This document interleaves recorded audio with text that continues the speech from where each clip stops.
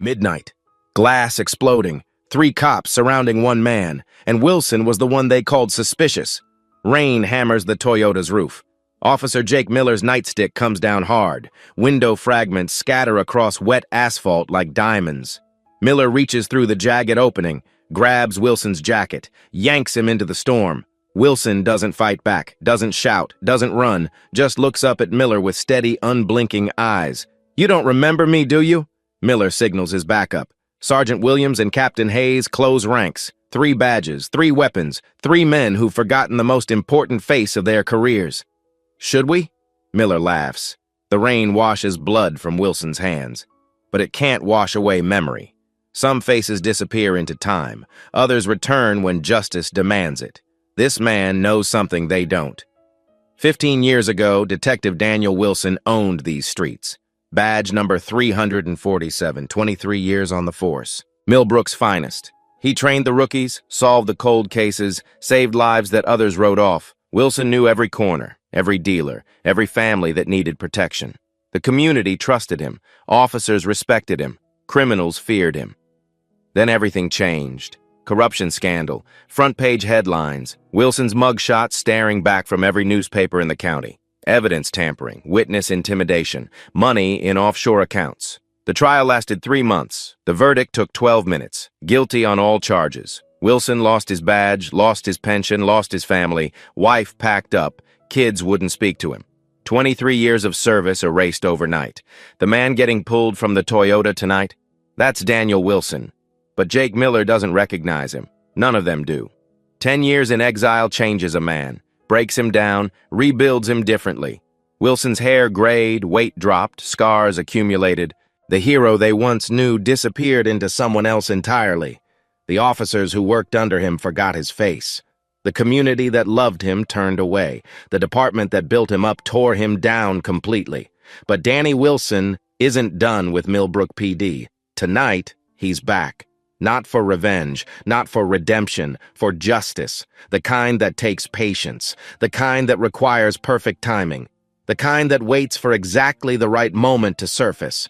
And Millbrook PD has no idea what's coming.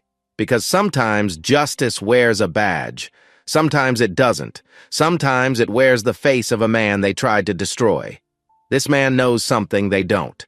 Miller drags Wilson to his feet. Glass crunches under their boots. 2 more squad cars arrive, lights flashing, no sirens. Sergeant Williams steps out. Captain Hayes follows. 3 officers, 1 target. "What's the situation?" Williams asks. "Suspicious behavior," Miller reports. "Vehicle stopped in a residential area. Subject acting nervous." Wilson stands between them, hands at his sides. No resistance, no fear. "Acting nervous?" Wilson's voice is steady, measured. "I was sitting in my car." "In a neighborhood that's seen multiple break-ins," Hayes adds. "At midnight, in the rain." Wilson nods slowly. "Fourth Amendment protects that. Terry versus Ohio, 1968. Reasonable, articulable suspicion requires more than location and time." The officers exchange glances. "How does this guy know case law?" "You a lawyer?" Williams asks. "No." Wilson studies each face. "But I know police procedure, search and seizure, Miranda rights, chain of custody." Miller shifts uncomfortably. "You seem to know a lot about police work. Experience teaches hard lessons." Wilson's eyes lock on Hayes. "Captain, how's your daughter doing? Started college this fall, right? State University?" Hayes freezes. "How do you know about my daughter?" "People talk. Small town. Word travels. But it's more than that. Wilson knows details, personal details, the kind only family or close friends would know." "Miller," Wilson continues, "your father would be disappointed in how this is going." Miller's hand moves to his weapon. "Don't talk about my father." Tom Miller, 32 years on the force, retired as lieutenant. Always said the badge represents something bigger than the man wearing it. How does this stranger know his father's service record, his rank, his philosophy? Wilson turns to Williams. "Sergeant, your mother still volunteer at St. Mary S. Soup Kitchen every Thursday?" Williams steps back. "What the hell is this?" "I'm just making conversation. Officer safety, right? De-escalation techniques. Establish rapport with the subject. These aren't lucky guesses. Wilson knows their families, their histories, their secrets." "Let's see some ID," Hayes demands. Wilson reaches slowly into his jacket, pulls out a wallet, hands over his driver's license. Hayes studies it under his flashlight. Daniel Wilson, local address. The name doesn't register. They don't connect it to anything. 10 years erases institutional memory. You live around here? Williams asks. I'm back home, after a long time away. Doing what? Consulting work. Private sector, security assessments. It's not technically a lie. Wilson has been consulting, just not the kind they imagine.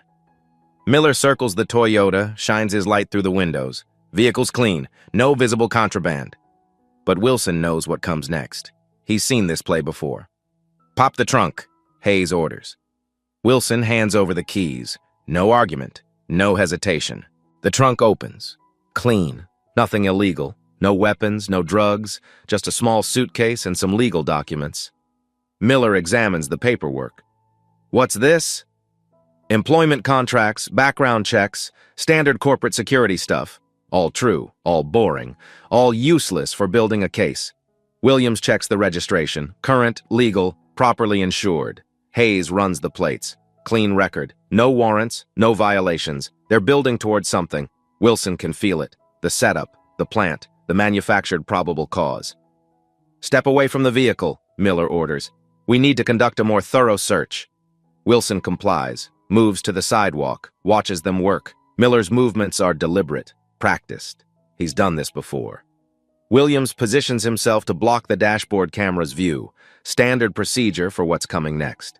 Hayes plays lookout, watching for witnesses, patrol cars, complications. Wilson memorizes every detail, every violation, every step of their choreographed deception. There's something familiar about those eyes, the way Wilson watches them work, like he's seen this exact scenario before, like he knows how it ends. Miller's hand trembles as Danny speaks his father's name, because somewhere deep in his memory, a connection is trying to form, a recognition that won't quite surface. But it will when the time is right. Wilson waits, patient, calm, ready for what comes next. How does this stranger know their secrets? Miller searches the glove compartment.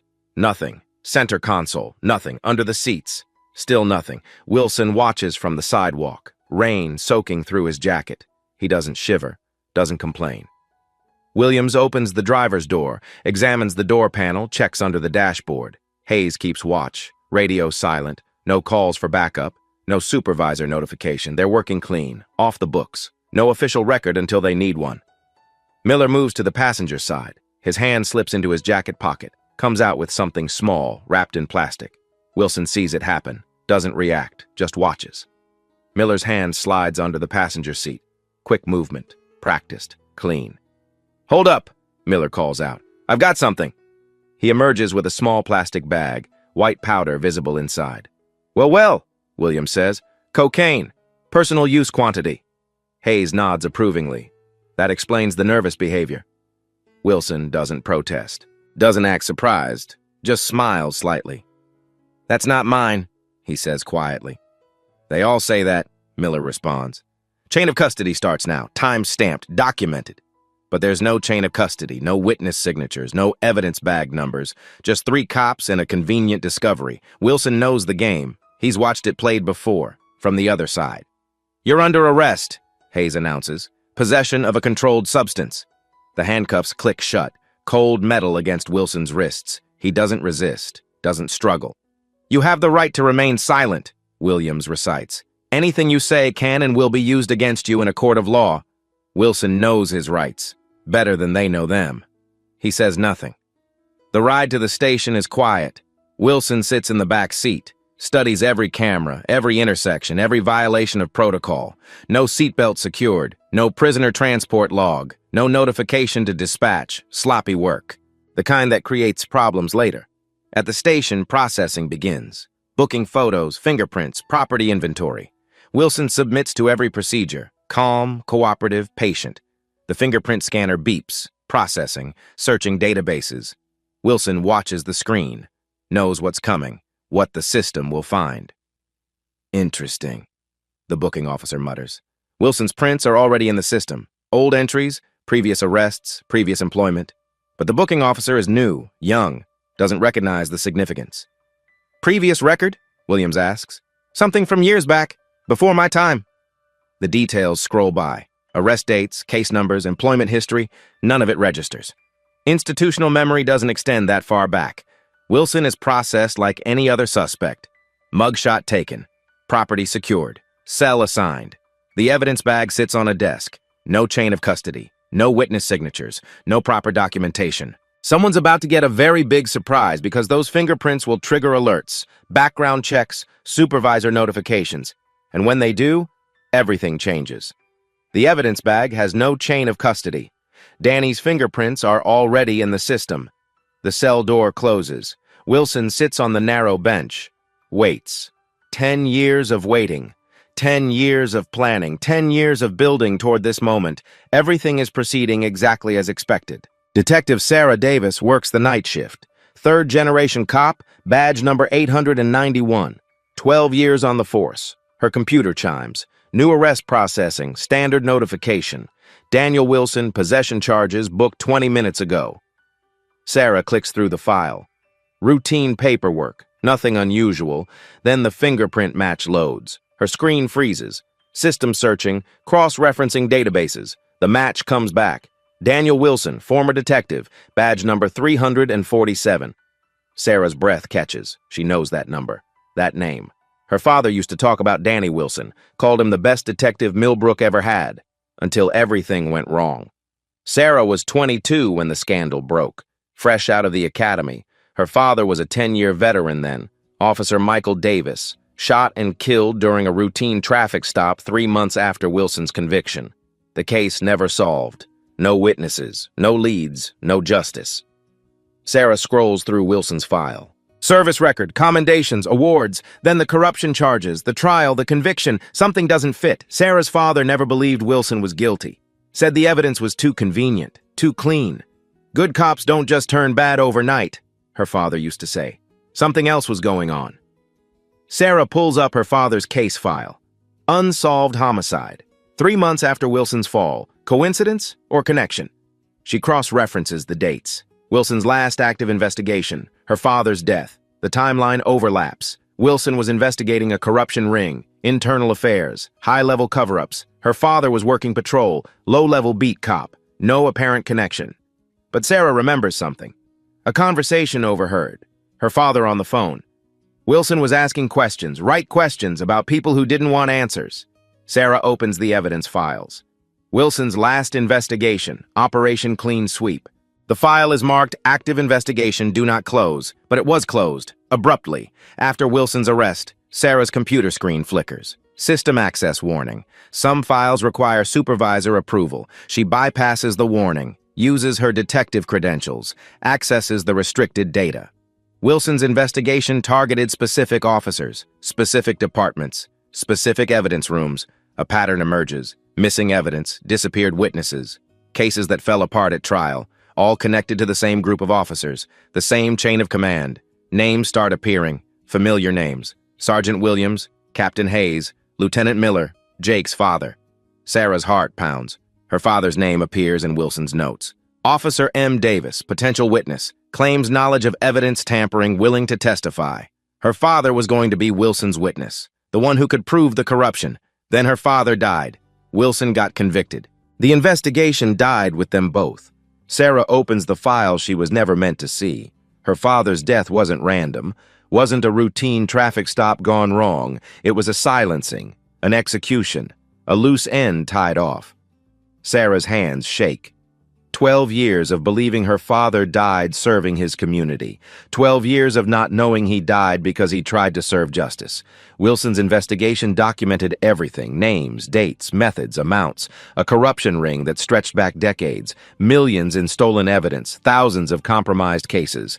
And her father was going to expose it all. Sarah checks the current duty roster. Williams, Hayes, Miller, all still active, all still in positions of power. All still covering up her father's murder. The case that destroyed Danny Wilson isn't closed. It's been waiting, gathering evidence, building toward this moment. Sarah reaches for her phone, stops. Who can she trust? Who's clean? Who's compromised? Wilson sits in a cell 2 floors down, the man who tried to give her father justice. The man who lost everything for trying to do what's right. The man who's apparently back to finish what he started. Sarah looks at her computer screen. Wilson's arrest report, the planted evidence, the procedural violations, history repeating itself, the same players, the same methods, the same corruption, but this time, Wilson isn't alone. This time, he has an ally who knows the truth. Her father's killer wears a badge. Sarah powers down her computer, makes her decision. Justice delayed isn't justice denied. Sometimes it's justice prepared, and preparation time is over. Wilson makes his one phone call, not to a lawyer, not to family. The number he dials connects to an automated system. Government office, after hours. You have reached the mayor's office? If this is an emergency? Wilson enters an extension, waits. Code verification required. Wilson speaks a series of numbers, letters, official designations. The line clicks, transfers, connects. A voice answers, professional, expecting the call. Confirmation received. Timeline proceeds as scheduled. Monday morning, 8 a.m. Wilson hangs up, says nothing to anyone, returns to his cell. Meanwhile, Sarah receives an anonymous email, encrypted, untraceable. The subject line, "Your father's case, new evidence." She opens it. Wilson's picture. Current booking photo. Below it, "Everything you've learned is true. Monday changes everything. Be ready." Sarah checks the timestamp, sent 3 minutes after Wilson's phone call. Connection confirmed. Alliance established. She checks her calendar. Monday is 3 days away. City Hall announcements load on her browser. Staff meetings, administrative updates. One catches her attention. Personnel announcement, new police chief appointment. Monday morning, 8 a.m., same time as Wilson's phone call referenced. Sarah digs deeper. Official releases, mayor's statements, board approvals. The new chief's name is redacted pending formal announcement. Standard procedure, but the timing isn't standard. Emergency appointment, immediate start date. Outside appointment, not promoted from within. Sarah's mind races. Wilson's arrest, the phone call, the Monday timeline, pieces connecting, pattern emerging, plan revealing itself. Williams and Hayes work the weekend shift, joking about Friday's arrest. "Crazy old man thought he knew police work," Williams laughs. "Probably watched too many cop shows," Hayes adds. They have no idea what's coming, no sense of the timing, no awareness of the countdown. Miller texts his father, updates on the arrest, pride in his police work. Lieutenant Miller retired years ago, but he still has connections, still knows the system. He texts back, "Good work. Keep the streets clean." None of them remember Wilson's face, his voice, his significance. 10 years erases details, softens memories, creates false security, but some records never fade, some systems never forget. Wilson's employment file sits in archives. Badge number 347, service record intact, commendations, awards, performance reviews, and termination documents, conviction records, disgrace documentation, all waiting for Monday morning, when everything becomes relevant again. Sarah works through the weekend, compiling evidence, building files, preparing documentation. Wilson's old investigation, her father's murder, current corruption, all connected, all documented, all ready for revelation. The phone call wasn't to a lawyer. Sarah checks the calendar. Monday is 3 days away. Danny's evidence request isn't random. Sunday night, 7 p.m., 25 hours until the announcement. Wilson sits in his cell, calm, patient, ready. Sarah sits at her desk, files organized, evidence prepared, allies identified. The countdown continues, hour by hour, minute by minute, until Monday morning changes everything. Bail hearing Saturday morning, public defender appointed, standard procedure. Wilson appears via video link, orange jumpsuit, calm demeanor. Judge Harrison presides, routine docket, minor offenses. State versus Wilson, possession charges. The prosecutor requests high bail, flight risk, out-of-town defendant. Wilson's public defender argues for release. First offense, community ties, but before the judge rules, an interruption. Your Honor, private counsel entering appearance. A woman in an expensive suit approaches the bench, files paperwork. Catherine Morrison, representing Mr. Wilson. Morrison is a name everyone recognizes. High-profile defense attorney. Major cases, serious money. How does a possession defendant afford Catherine Morrison? Bail is set at $50,000, Judge Harrison announces. Morrison doesn't hesitate. Bail will be posted immediately, Your Honor. Cashier's check, pre-prepared, pre-signed. Someone was expecting this hearing, planning for this outcome. Wilson is released within the hour. Outside the courthouse, Morrison walks beside him. No conversation, no instructions. She hands him a car key, points to a black sedan. "Monday morning," she says quietly. "Everything's ready." Wilson drives away. Morrison disappears in a different direction. Sarah watches from across the street, taking photos, documenting connections. Who paid Wilson's bail? Who hired Morrison? Who's orchestrating this operation? The questions multiply. The answers remain hidden. Wilson drives to a hotel outside town, checks in under his own name. No deception, no hiding. Room 247, third floor, view of the police station. He unpacks a single suitcase, clean clothes, personal items, official documents, and something else. A small recording device, voice-activated, digital storage. Wilson places it on the nightstand, presses record. Day 1 complete, assets in position, timeline confirmed. Monday morning proceeds as scheduled. His voice is different now. Professional, authoritative, official, not the voice of a suspect, the voice of someone in command. Sarah drives to the hotel, parks in the lot, waits. 20 minutes later, Wilson emerges. Different clothes, professional appearance, suit and tie, polished shoes, badge holder on his belt, badge holder, not a weapon, a badge. Sarah follows at distance. Wilson drives to the police station, parks in the visitor lot, walks to the main entrance, stops at the memorial wall. Names of officers killed in the line of duty, her father's name among them. Officer Michael Davis, killed March 15th, line of duty death. Wilson stands before the memorial, silent, respectful. Then he speaks, quietly, like a prayer.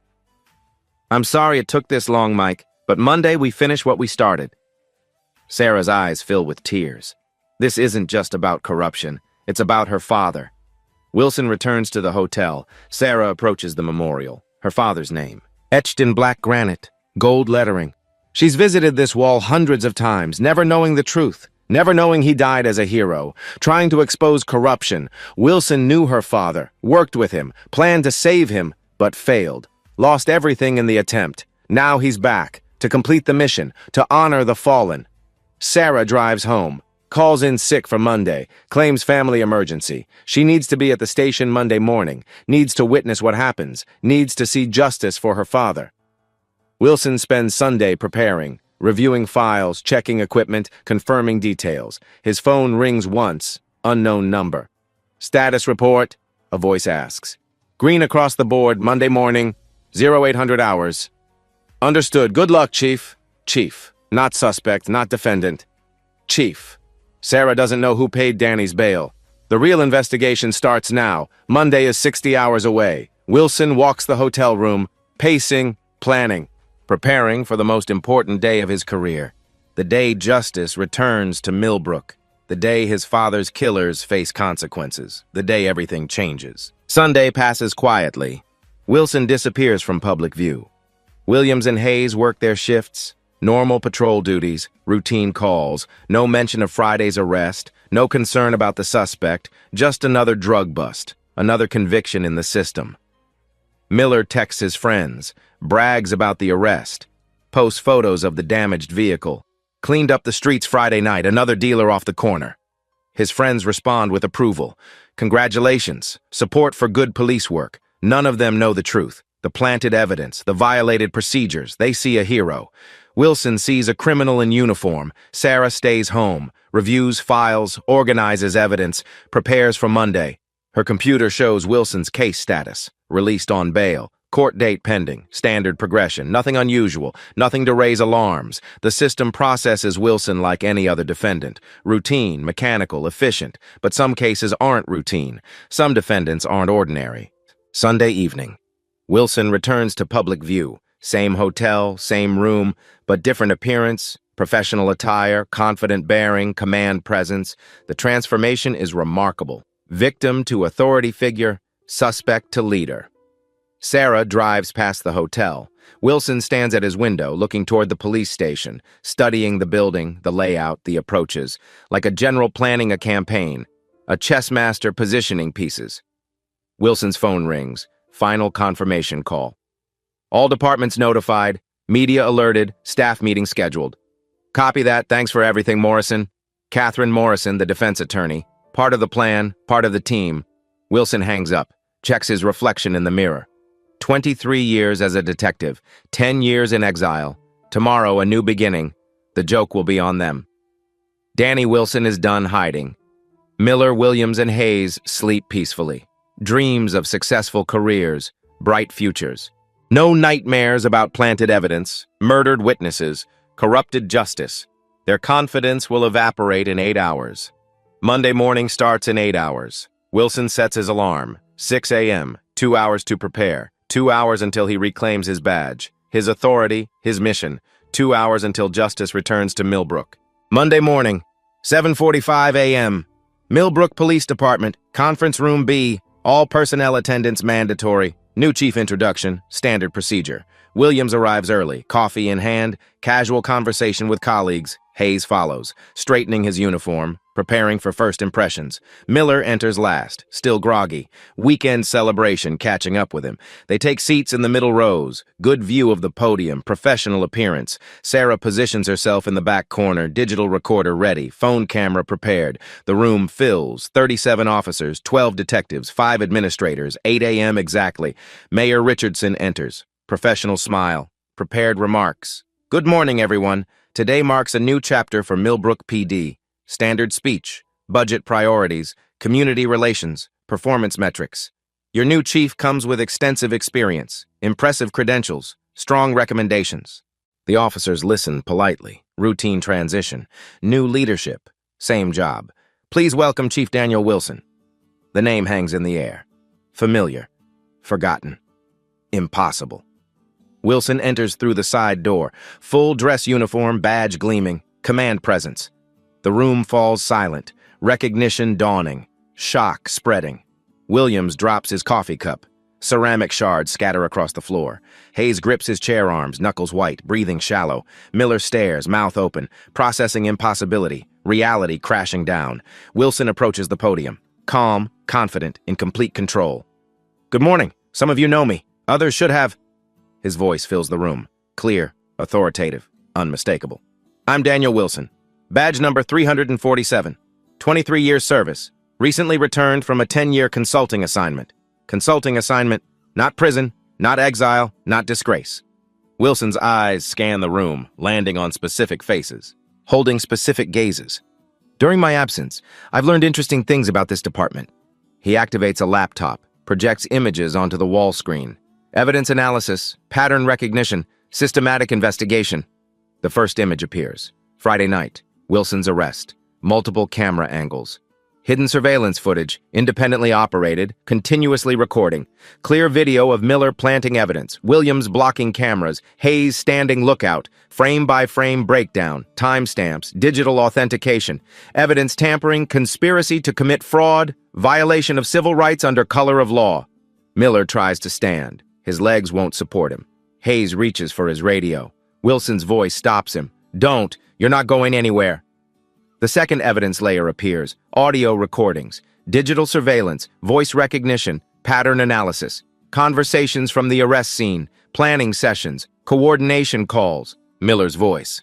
Planted under the passenger seat. Williams' voice. Make sure the cameras can't see. Hayes' voice. This stays between us. Conspiracy to violate federal civil rights. Racketeering, criminal organization. Sarah sits forward, watching her father's killers exposed. Justice finally arriving. The third evidence layer loads. Financial records, banking analysis, money laundering investigation, federal asset tracking, bank accounts, wire transfers, cash deposits, pattern documentation. 15 years of systematic theft, evidence room raids, asset forfeiture fraud. Numbers scroll across the screen. Hundreds of thousands of dollars, dozens of accounts, Miller family accounts, Williams property purchases, Hayes investment portfolios. These funds trace to missing evidence, confiscated assets, disappeared property. Wilson advances to the personal confrontations. Jake Miller, your father Thomas wasn't just my partner. He was the architect of this operation. Miller's face drains of color, family legacy crumbling. Thomas Miller recruited corrupt officers, organized the theft, managed the cover-ups.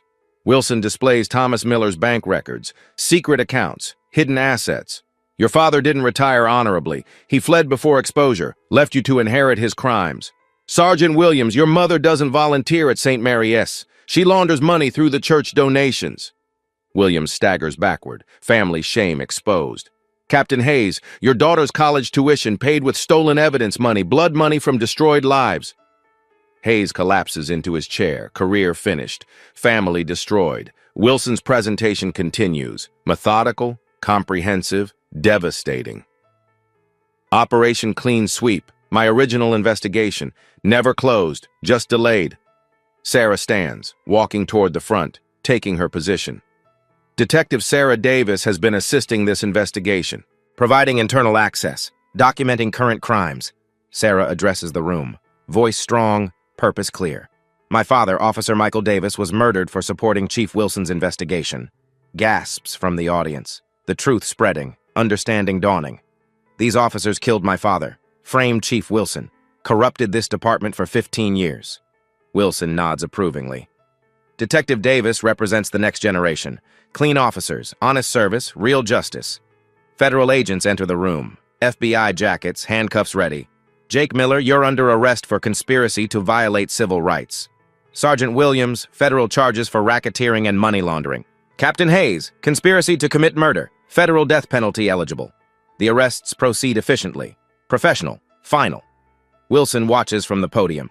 Justice served, mission completed. This department will be cleaned, reformed, rebuilt on proper foundations. The remaining officers sit in stunned silence, processing transformation, accepting new reality. Miller's father didn't just betray Danny. He stole evidence. The corruption goes higher than anyone imagined. This isn't just about one arrest. It's about 15 years of lies. Wilson closes his laptop, straightens his uniform, assumes command. Questions. Silence. Good. Let's get back to work. Real police work. The shockwave spreads through the room, through the department, through the community. Justice has returned to Millbrook, and Daniel Wilson is here to stay. The arrests make national news. Corruption scandal, federal investigation, systemic reform. Miller, Williams, and Hayes await trial in federal custody. No bail. Flight risk designation. Additional officers implicated. Retirement announcements, resignation letters, career endings. Wilson's office overlooks the memorial wall, his father's name visible from his desk. The irony isn't lost. The disgraced detective now commands the department that destroyed him, but Wilson doesn't seek revenge. He seeks reformation. Sarah leads the internal affairs investigation, comprehensive review, complete transparency. Every case from the past 15 years requires examination, evidence verification, witness recontact. Hundreds of convictions potentially tainted, thousands of lives affected, decades of work ahead.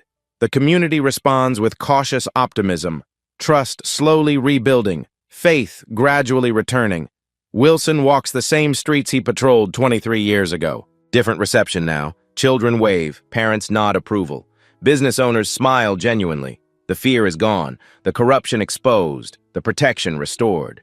Wilson visits community centers, churches, schools, rebuilding relationships brick by brick. Police work isn't about power, he tells a group of young recruits. It's about service.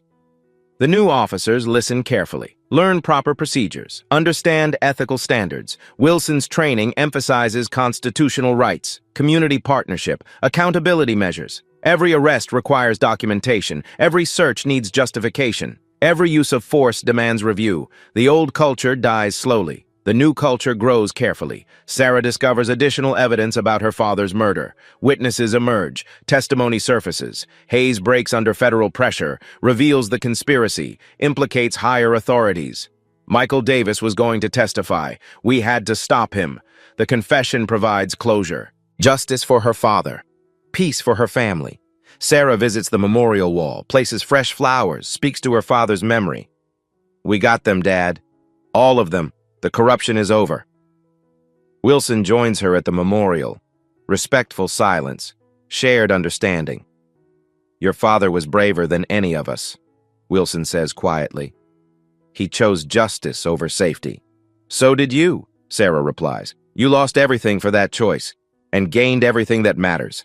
The federal trial proceeds efficiently. Evidence overwhelming, confessions documented, guilt established. Miller receives 25 years. Williams gets 30. Hayes faces life imprisonment. Thomas Miller, located in Florida, extradited for trial. No statute of limitations on murder. The corruption network unravels completely. Assets recovered. Victims compensated. Justice served.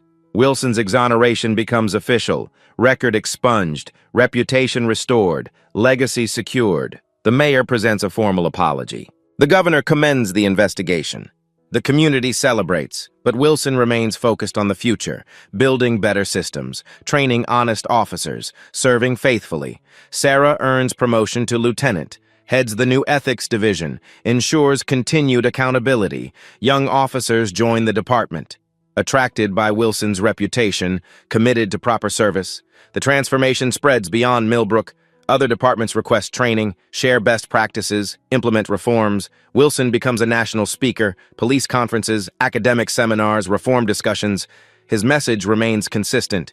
Integrity isn't negotiable, service isn't optional, justice isn't delayed. The Toyota Camry sits in the evidence garage. Glass still broken, interior still damaged. Wilson requests it for display, educational purposes, reminder of corruption's consequences. A plaque explains the significance. This vehicle represents the moment justice returned to Millbrook PD. Students tour the facility, learn about constitutional rights, understand police accountability. Wilson personally conducts many tours, shares his story, emphasizes lessons learned. Power without accountability becomes corruption, he tells visitors. Badges without integrity become weapons. The department receives national recognition, excellence awards, reform commendations, model designation. But Wilson knows the work never ends. Vigilance remains constant. Standards require maintenance. New challenges emerge. Different temptations arise. Eternal vigilance proves essential. Sarah finds her father's old case files. Notes about other suspicious activities. Additional investigations needed. Some corruption dies hard. Some networks run deeper. Some work requires generations. But the foundation is strong now. The culture changed. The mission clarified. Wilson's hair continues graying. Years add wrinkles. Experience deepens wisdom, but his commitment never wavers. His standards never lower. His service never ends. The community trusts again. Children respect officers. Families feel protected. Crime rates drop. Conviction rates improve. Public satisfaction increases. The numbers tell part of the story. The human impact tells the rest. Sarah finally has answers about her father. The streets remember their protector. On quiet nights, Wilson walks his old patrol routes, remembering the journey, honoring the fallen. His radio crackles with normal calls. Routine problems, standard responses. The crisis is over. The corruption ended. The healing continues. Wilson keys his radio. Millbrook 1 to dispatch. All clear on Sector 7. Copy that, Chief. All units, all clear. The city sleeps peacefully, protected by honest officers, served by ethical leadership. Wilson returns to headquarters, checks the memorial wall, reads familiar names. Michael Davis, killed March 15th, line of duty death. But now the truth is known, the sacrifice honored, the cause remembered. Justice isn't always fast, but it's always possible. Wilson turns off the lights, locks the building, heads home. Tomorrow brings new challenges. Fresh opportunities, continued service. The badge means something again. The uniform commands respect. The department serves justice. Daniel Wilson kept his promise, finished the mission, honored the fallen, and Millbrook is better for it. Justice delayed became justice delivered. Hope deferred became hope fulfilled. The hero returned. The corruption ended. The community healed. And that's how it should be.